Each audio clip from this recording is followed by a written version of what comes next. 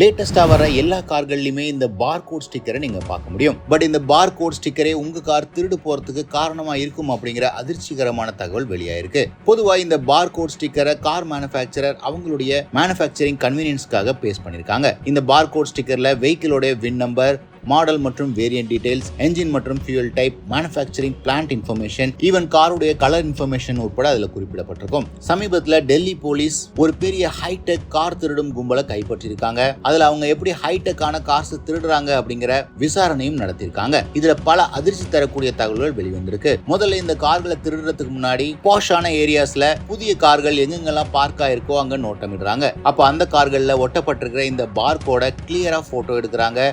அதன் பிறகு இந்த போட்டோவை அவங்களுடைய துபாயில இருக்கிற ஒரு டெக்னிக்கல் டீமுக்கு அனுப்புறாங்க. நாம ஏற்கனவே சொன்ன மாதிரி இந்த பார்கோட்ல வெஹிக்கிளோட வின் நம்பர், மாடல், வேரியன்ட் அப்படின்னு எல்லா டீடைல்ஸும் இருக்கிறதுனால அந்த டெக்னிக்கல் டீம் இந்த டீடைல்ஸை வச்சு காருடைய டிஜிட்டல் கீயை க்ளோன் பண்றாங்க. கார்களை திருடும் போது ஒரு ஜாமர் வச்சு ஜிபிஎஸ் டிசேபிள் பண்றாங்க. அலாரம் சிக்னல் இது எதுவுமே இல்லாம காரை குவைட்டா அன்லாக் பண்றாங்க. இதன் காரணமா எந்த விதமான அலாரம் சவுண்டும் இருக்காது, டூப்ளிகேட் கீஸ் பிரச்சனையும் கிடையாது.